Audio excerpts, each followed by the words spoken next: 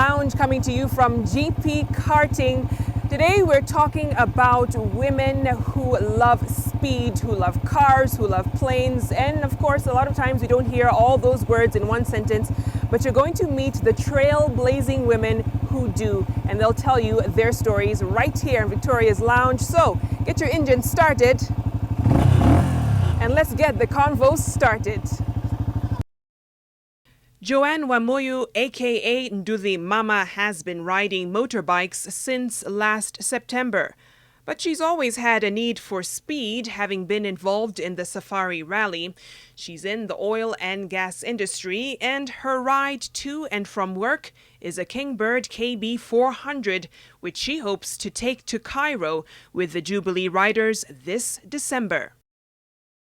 Paris Wanjiru Gishaga knows the friendly skies more than most of us as a pilot with Kenya Airways, though aviation wasn't on her radar after finishing her actuarial science degree.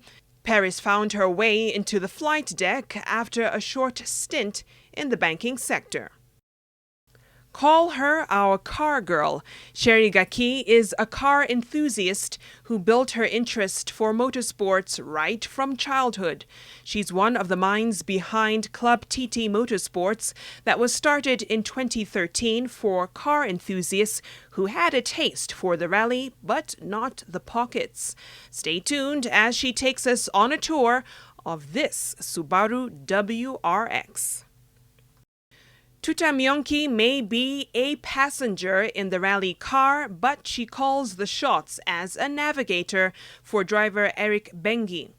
She's a human resource consultant by profession and has been hitting the rally trail since 2012 with hopes of one day sitting in the driver's seat. Remember, hashtag Victoria's Lounge is how you can chime into the conversation on social media. I'm so excited to get the conversation started. Paris, you are a pilot with Kenya Airways. Yes. You fly the Dreamliner. Pretty exciting stuff. Now, tell me, you left the banking sector to get into aviation. What changed your mind? Actually, what happened was for a long time, even while I was in university, because I did a degree in actuarial science. Mm-hmm. By the end of my first year, I was very restless. I knew for a fact that I did not want to do that for the rest of my life. But coming from a family where you finish what you start, I had to finish and stick with it till, whatever stage I got to. Right. At that point, because I tarmacked for quite a while looking for a job, that's a point at which I decided that, I need a change. And so I just did a few guided searches on Google and also soul searching and came to the decision to fly planes. It's amazing because it's a scary step to try and go into something that it's your dream, it's your passion, and you're leaving something that is structured like the banking sector. Yeah. I mean, aviation is too, but you're not following a passion of yours. Yeah, it was completely different because, for most families, okay, let me not speak for most families. For my family, yes, there's there are careers that I expected, and there are careers that are tried and tested, such that you've seen someone else has done this, someone else has done this, right? So they're more confident to that. Yeah. So I was the first in my family to branch out and go against the grain, so to speak, but in a good way. So, I mean, it's a good thing that I had the support of my family and they really had faith in me, even in the journey towards becoming a pilot at that time. Yeah. And it's paid off. Yes. Yes, clearly. Joanne, you are in the oil and gas industry, but you decided you wanted to do biking on the side. So what made you get into that whole activity? My first encounter with the biking, I was 10 years. Wow. Visited a cousin and saw his friends ride, and that was amazing. Then of course, as you grow up, these opportunities were not there.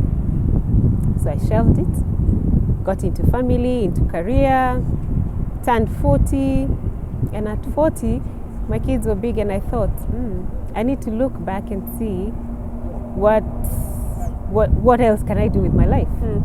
So I always say I decided to declutter, go into the wardrobe and throw that blouse, throw that skirt that doesn't fit, is no longer fashionable. So threw out a few things. then came across the biking and took it up. Been riding for 8 months, basically for commuting Okay. and also traveling. I want to go far, wide and deep where cars don't get. So yes, Wow. I mean, you mentioned, okay, you're a mom. yes. So when the kids found out, hey, mom's gotten a bike. So what is this all about? What was their reaction? The first thing my son asked me was, "Are you sure?" He's always the man in the family. Okay, okay. He was like, "Are you sure, Mom, you're going to do this?" And I said, "Yes." And the next thing, I took them to my training lessons. And so they saw me on the bike and they saw me ride. And they were like, "Wow, she's the coolest mom." I bet you are. Thank you. Perdita, you are a rally navigator. Your first rally was in 2012. Yes. So what was that experience like? It was a bit crazy considering that I was called up a week before the event. I met the driver the night before Reiki. Wow. We'd not met before, so we met and I told him, "Look, this is my first event, so you have to get me through it." Luckily, he was a former navigator, so Okay, he was very patient, and I think we did pretty well because in the two-wheel category we finished third. And I mean, when you finish third in your first event, you get more excited and Yeah. want to do it more. Yeah. So had you been navigating before you got into now your first rally? How does it work? Oh, what happened is I used to spectate a lot, watch the races, and met somebody who guided me on how to start and sent me to the Abdul Sidi Rally Academy. Would come for training, and that's how I learned. That was theory though. I had not done the practical bit before my first rally. So your first rally was your practical? My first rally was my practical. My goodness. Yeah. So I mean, okay, yes, you're thinking through, and I've seen one of my colleagues actually is a navigator, Laban Cliff Ontario, Yeah. and he was showing me the book that he has to go through, and I was like, how do you even? Because you have to be so quick to be able to tell the driver, okay, there's a sharp right, there's whatever you guys say.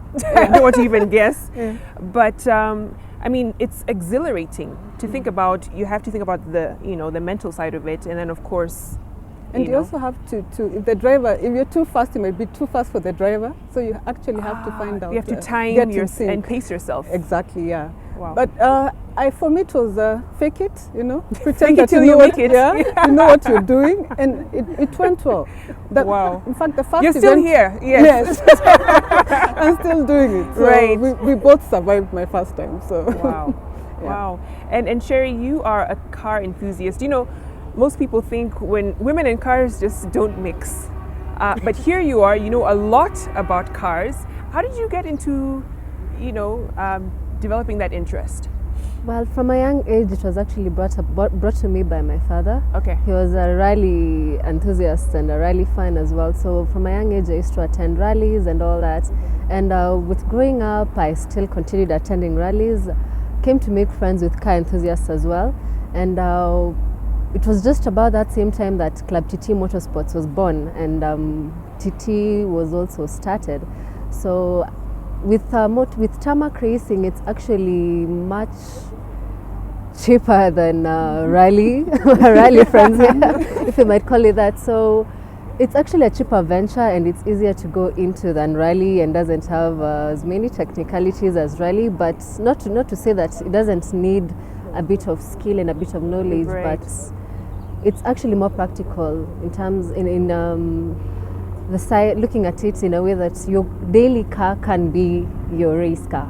Wow. actually, So for this most is like people. drag racing. Yeah, there are Kind of? events that have drag Okay. races. Okay. There are events that check on your skill, like Gymkhana. Okay. There are events where you also checked on skill, your ability to drive around corners and all that. So that's why we have Kiamburing and Muranga TT. Yeah. When you say that you can use your regular car, there's some people who have driven for a year and they're like, "Ooh, I'm there."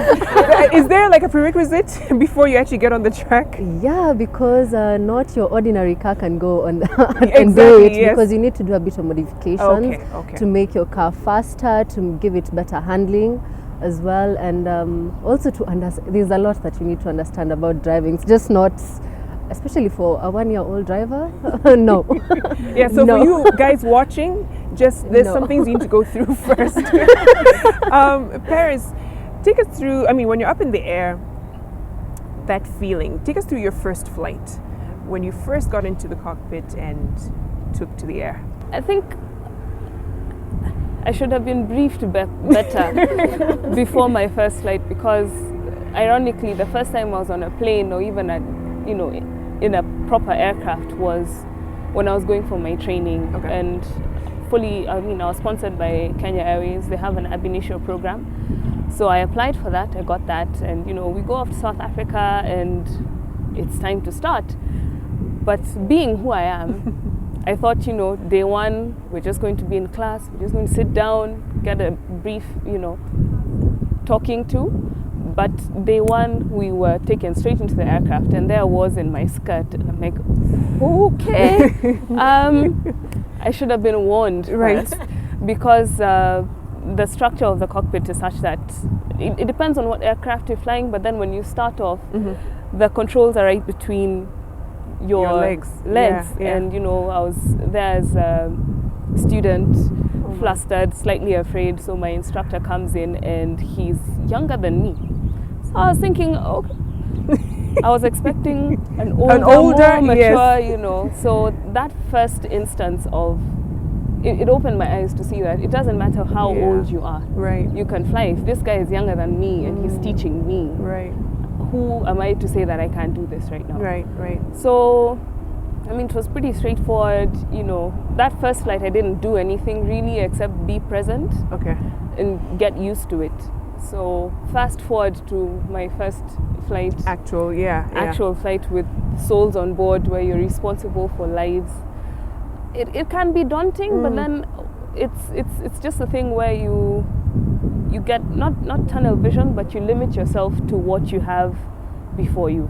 Okay. So the first thing that took me completely off guard was, when you hit the throttles for takeoff thrust, you actually get pushed back into your seat. That for me is like, okay, let's go. Let's do this now. There's no turning back. Yeah. So from that very first time that I experienced thrust, both in the simulator and on the JKI runway, for me was it never gets old. Yeah. It really never gets old. It's quite a responsibility. Like you said, you have passengers, you have cabin crew who are relying on you to take them up and down safely, so it's a lot to think about. Yeah. What's been your longest flight? So far, my longest flight, I guess, is to Hanoi in Vietnam. Wow. It's about, depending on the wind conditions, could be 8 hours 45, could be 9 hours 30. Okay. But around that long. Wow. For you, Joanne, I found it so funny how you said, you took up biking mainly for commuting. And in my mind, I'm thinking, I'm in a car and there are matatus and borders around. How do you navigate through? And you know how most drivers and cars disregard bikers? Yeah. How do you manage that on the roads? Kenyan roads. Yes, Kenyan road. Let's emphasize that. Should I start with a plea that anyone who drives here should respect bikers? Yes, it's not easy at all. It's not easy at all, and I don't want to blame borders entirely, but their behavior on the road has really made it all of us be clustered to one category of annoying bikers, but that's not what we are. We are very responsible. Private bikers are very responsible. We also have very responsible border riders. But again, I think the first thing that happens when they see the lights coming in between the cars is they go on defense. The driver goes on defense. This one is about to go with my mirror. Oh, my goodness. Others do not observe. They are either on phone, texting, or calling, and therefore they don't realize you're there until the last minute. Especially if you have a bike that has no noise, that the exhaust is not loud. They don't realize you're there until you're next to the car. Either you hoot, or they just see you, and it can be dangerous because their reflex would work either way, either towards you or off you. But the best thing is that we all take defensive riding lessons, which is a continuous lessons that we advocate for all riders to do. Keep upgrading your skills, keep going for these lessons. and therefore you're more alert.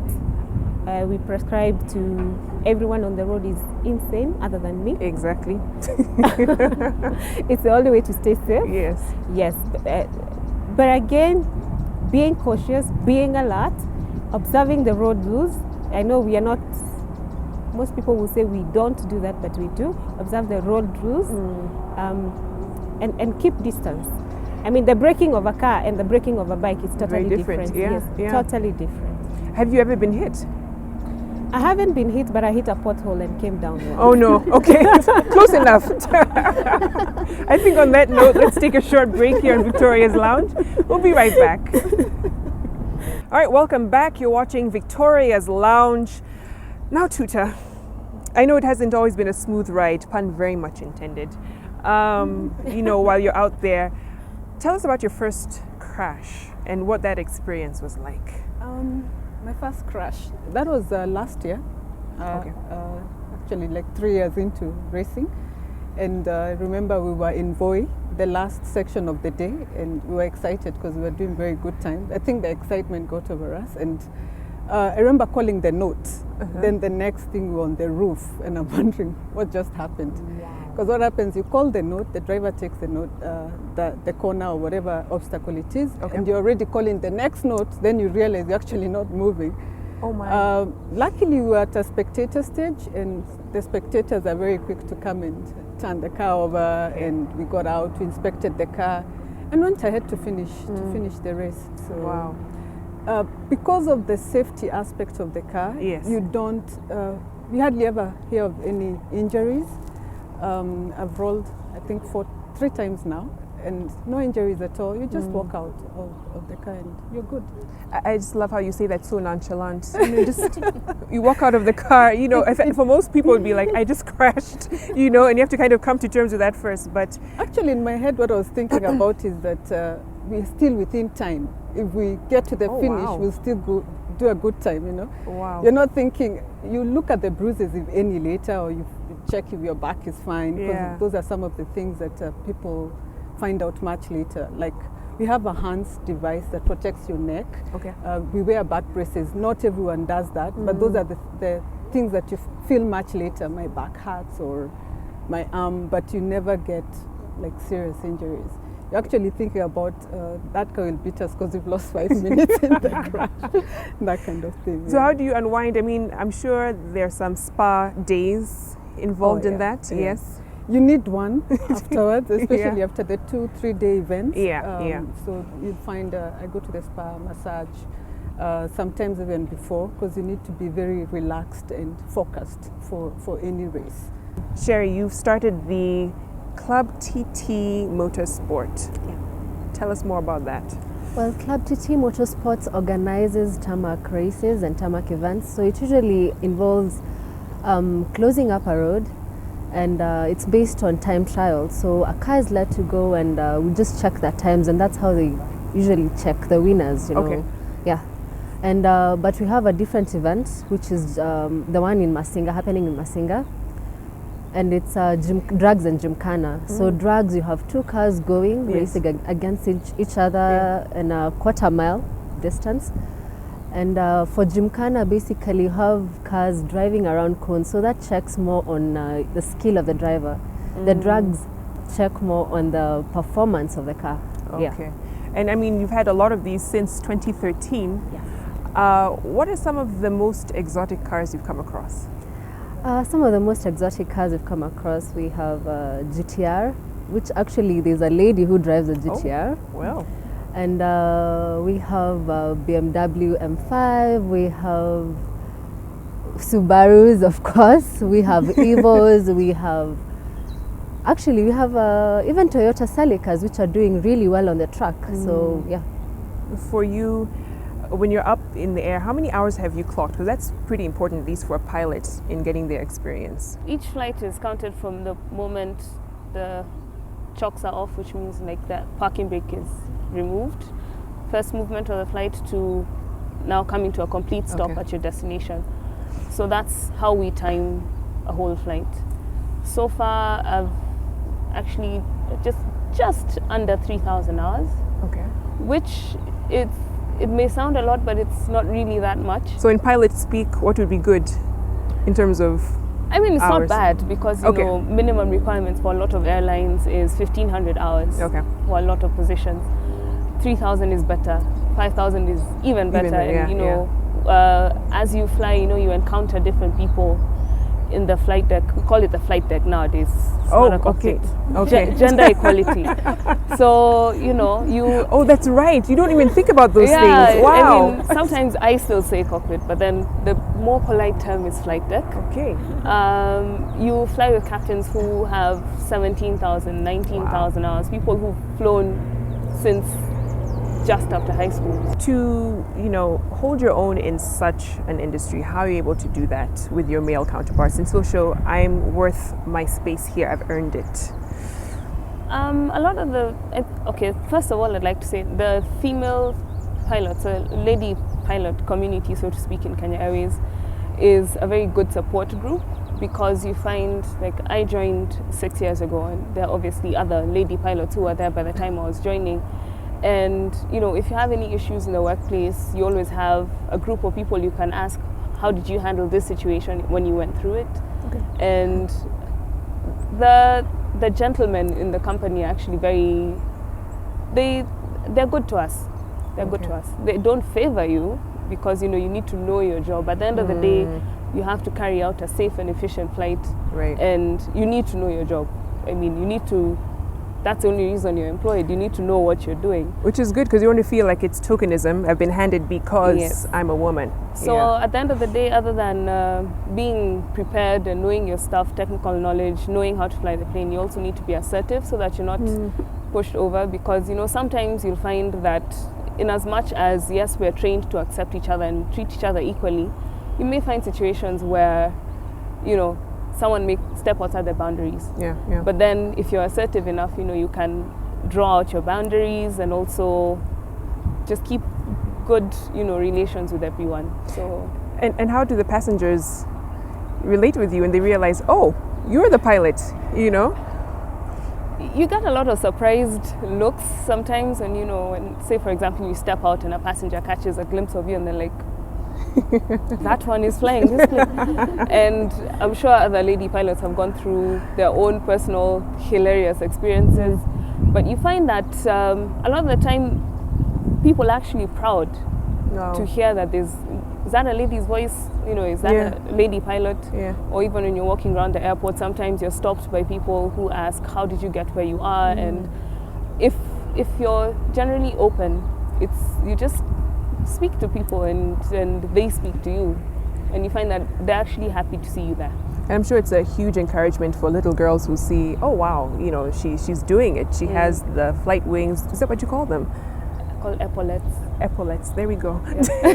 Some pilots speak for you all out there. But Joanne, you've been writing for 8 months, and you have a very ambitious goal, I must say, this December. Tell us about it. I would like, and I will be riding to Cairo this December. Wow. Yes. So any special training, anything that you're doing now? The first thing that I needed to do is get a bike that is appropriate for the ride. Okay. So I have upgraded from my 223cc to a 400cc. A bike that will be more comfortable, can do more terrains. So if I get off the tarmac, I'll be able. From there, there's of course training with a group. I'll be riding with Jubilee Riders under the Nairobi Chapel. It's a cause to raise money for education. So we'll be doing this for a cause. Probably maximum 2 ladies that are registered as of now.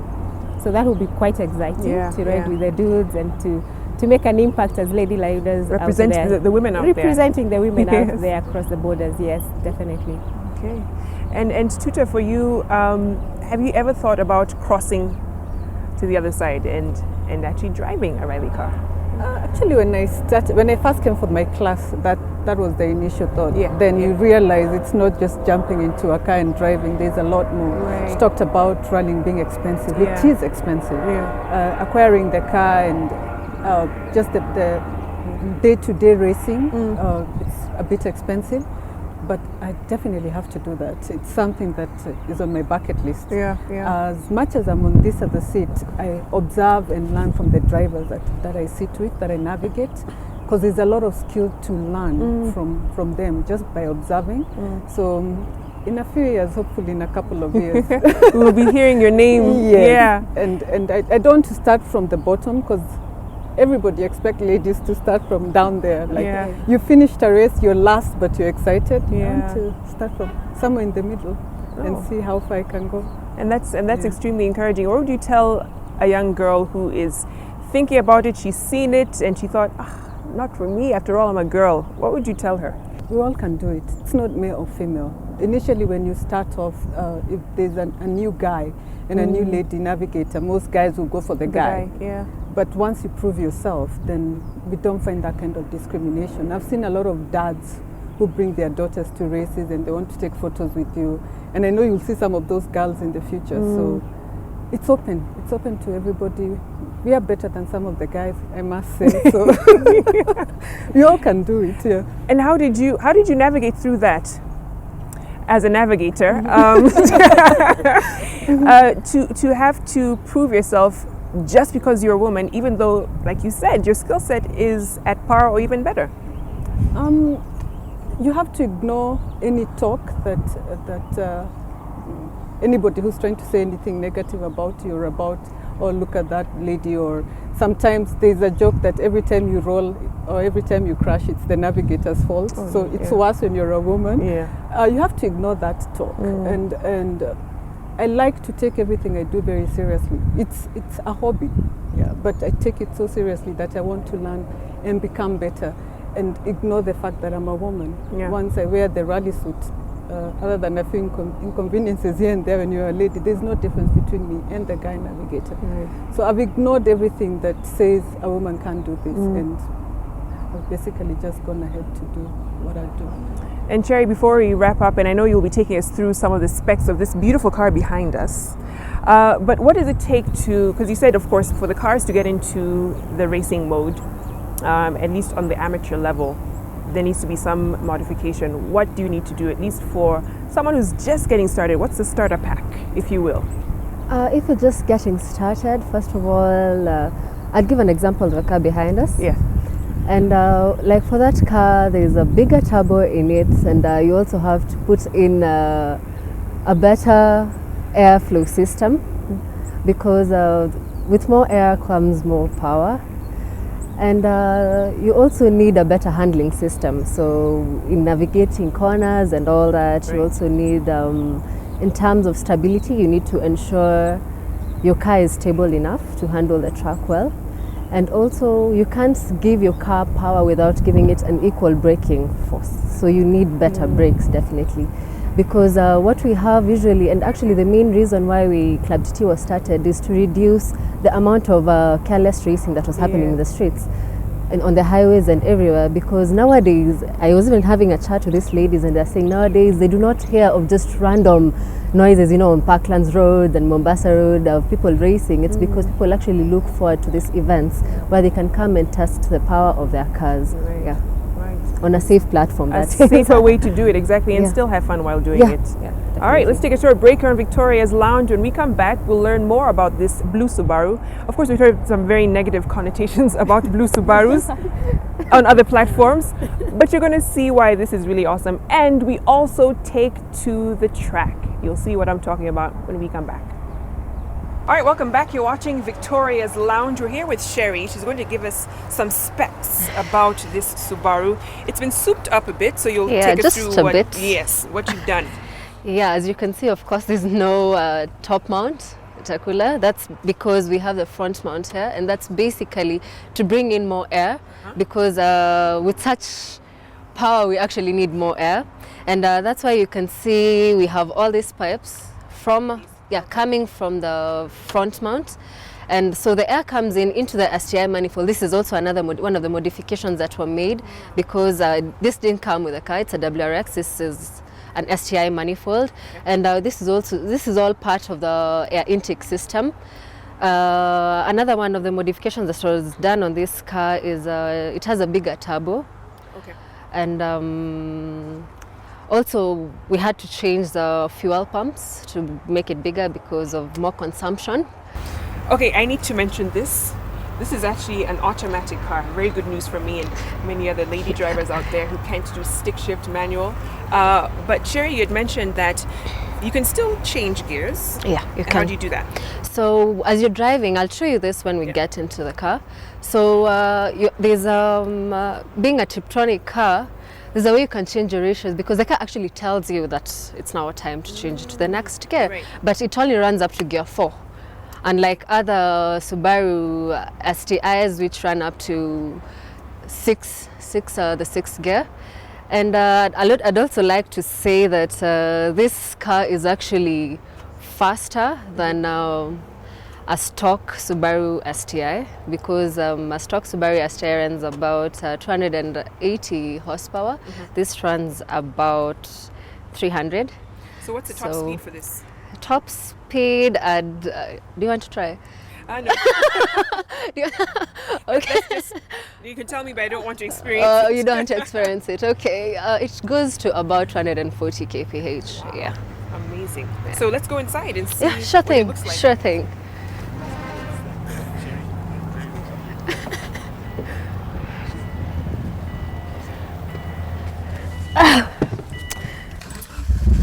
Oh, wow. Can actually hear the exhaust. Wow. Okay.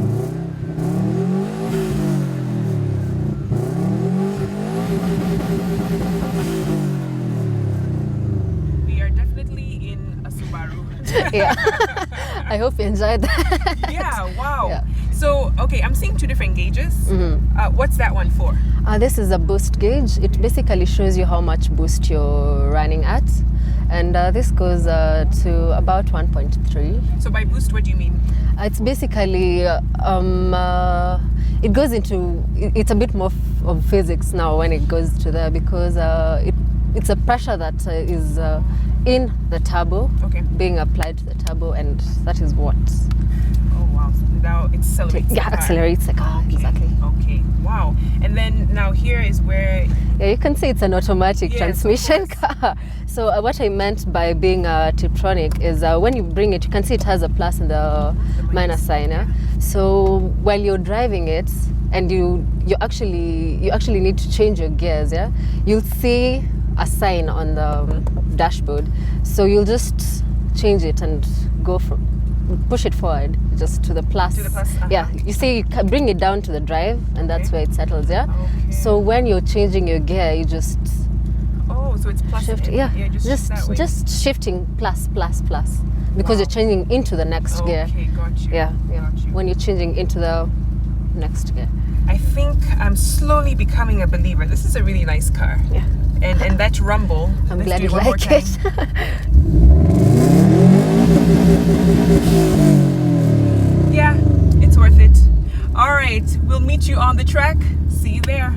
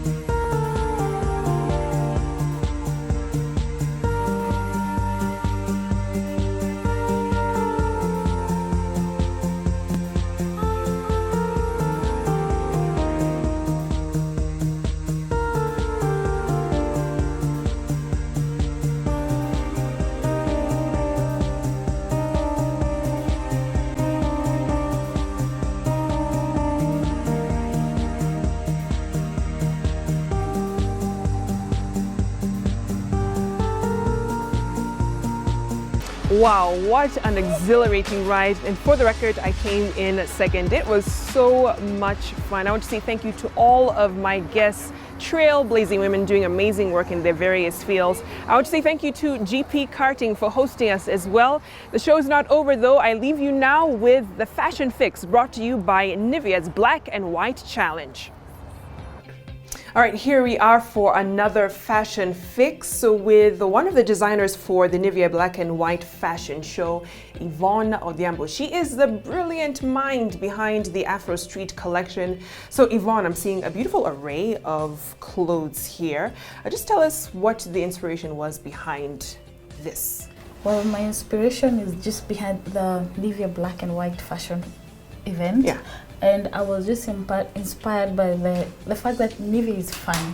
Once you just have that deodorant, you just feel fun and confident. Right. So I just wanted to create a collection that is just makes you feel confident, fun, and outgoing. Yeah. So the feel is there, but not all the time do we see black and white African prints. Of course, we're used to a lot of color. So how did you incorporate that and still achieve the African feel in your line? There's actually black and white fabrics, but it's not as common as the rest of the African print. So what I do, I normally mix black and white when I do plain fabrics like silk, chiffon. Okay. Which we're seeing at least in some of these pieces here. Yes, and using lace just to bring that modern look and still have fun while you're at it. Okay, so for our viewers wondering, so how do I work this look? Well, we have Beata Otieno, the couture stylist, who will show us how.